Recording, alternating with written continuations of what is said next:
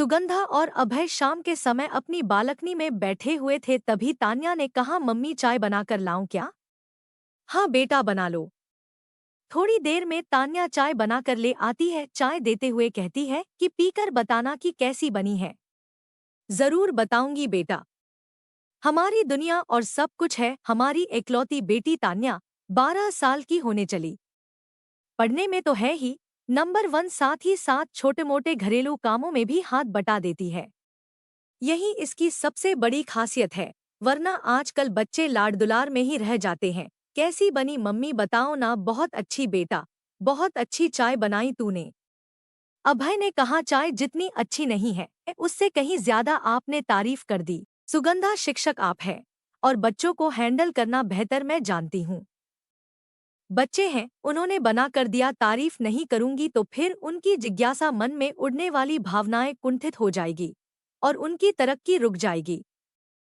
सही कहा आपने, कोई नहीं, आप भी तो भावी शिक्षक होने वाले हो। हाँ यह तो है। दोनों हंसते हुए तभी तेज बिजली कड़कने की आवाज आती है। हवाएं थोड़ी तेज चलने लगती है।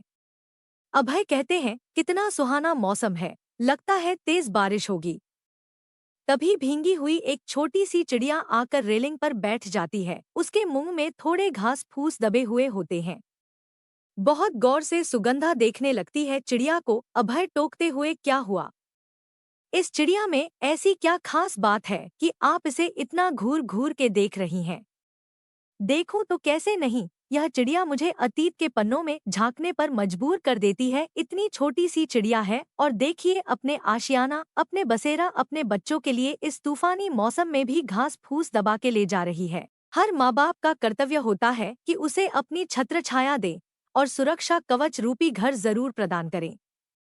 यह समझदारी इस चिड़िया को है, यह जानते हुए कि बच्चों के पंख होंगे और वह उड़ जाएंगे, फिर भी एक अपना प्यारा सा घर, अपनी रहने का ठिकाना, एक प्यारा सा आशियाना बना सके, इसलिए यह इस मौसम में भी मेहनत कर रही है। सच्चाई भी यही है कि हमारा जीवन चक्र हमारे बच्चों से ही गुंजायमान होता है। हम मनुष्य के लिए सबसे ज्यादा जरूरी भोजन, वस्त्र और आवास है। अच्छा तो आप यह सोचने लगी, सोचूं भी तो कैसे नहीं। कभी कभी कुछ परिस्थितियां ऐसी हो जाती है कि सोचने पर मजबूर कर देती है। तान्या के पापा, आपसे मैं क्या बोलूं, आप तो सब बात जानते हैं। जब मैं ब्याह कर आई थी मुझे एक घर मिला ससुराल में। हर माता पिता यही चाहते हैं कि बेटी को एक अच्छा घर मिले, एक अच्छा वर मिले, लेकिन मुझे आज तक शादी के 13 साल हो गए, घर तो नहीं मिला। हाँ, वर आपके जैसा अच्छा जरूर मिला। अरे वाह, मैं अच्छा भी हूँ, मुझे आज ही पता चला। अभय ने चुटकी ली। आप तो हमेशा कहते थे कि मेरी मांझी हमसे सबसे ज्यादा प्यार करती है, मेरे आते ही ऐसा सौतेला बर्ताव क्यों?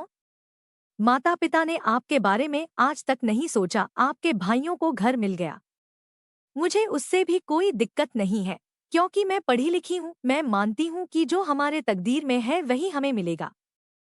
मैंने कभी इस बात पर अपने परिवार में अपने सास ससुर को कुछ भी नहीं कहा और ना कभी कहूंगी। यह सोचना हमारे माता पिता का फर्ज है। मैं भी माँ हूँ, अपने बच्चों के लिए सोचूंगी, उसे कम से कम एक रहने का ठिकाना दूं। सही है, अभय ने कहा, आपने आज तक कुछ भी नहीं बोला। आपके इसी अदा पर यह बंदा हमेशा से फिदा रहा, क्योंकि परिवार में कलह करने वाली बंदी इस बंदे को कभी पसंद नहीं थी। इसीलिए कहते हैं, जोड़ियां ऊपर बनती है। आप मेरी भावनाओं को नहीं समझते ना।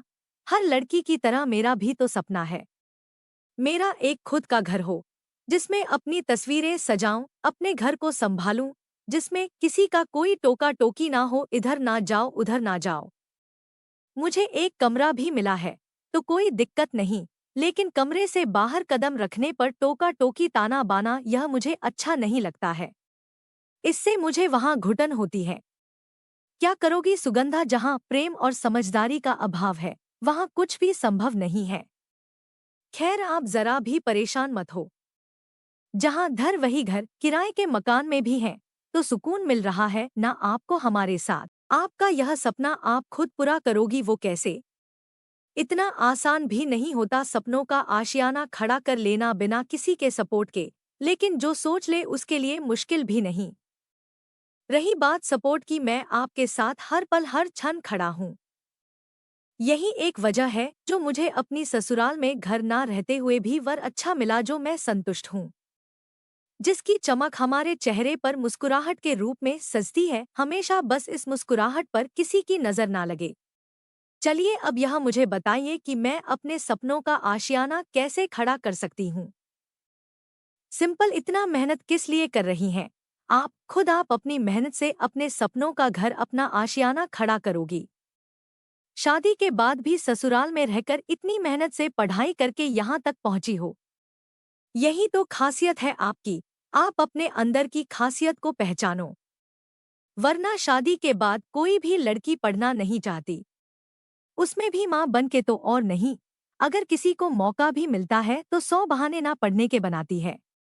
जानती भी हैं आप क्या कर सकती हैं। आप पीएचडी की डिग्री ले रखी हैं। यह कम बड़ी उपलब्धि नहीं है। ईश्वर की इच्छा होगी तो आप जल्द ही प्रोफेसर बनोगी। आपकी मेहनत रंग लाएगी। ईश्वर के घर देर है अंधेर नहीं, वो सब देखता है और आपके जरूरत के हिसाब से वही देता है जो आपके लिए सही है। ईश्वर की मर्जी से साल भी नहीं लगे कि सुगंधा को असिस्टेंट प्रोफेसर की नौकरी लग गई। सुगंधा ज्वाइन करते हुए खुद पर गर्व महसूस कर रही थी और उसे आज लग रहा था कि संघर्ष कभी बेकार नहीं जाता। इसी तरह 1-2 साल बीत गए खुशी और आज शादी के 15वें साल में अपने नए घर में गृह प्रवेश करते हुए सुगंधा और अभय काफी खुश नजर आ रहे थे। तभी सुगंधा कहती है कि शादी के बाद लड़के लड़कियों को अपना घर देते हैं। आज मैंने अपनी मेहनत से आपको अपना घर दिया, शादी के सालगिरह का तोहफा चुटकी लेते हुए मैंने आपको घर दिया। यह एक प्रोफेसर की सोच से परे है। सुगंधा जी गलत बोल रही हैं। आप पति पत्नी एक ही होते हैं। यह खुशी का पल है और आपके वह खूबसूरत सपने, छोटा सा आशियाना हमारा भी इस गृह प्रवेश के साथ पूरे हो गए।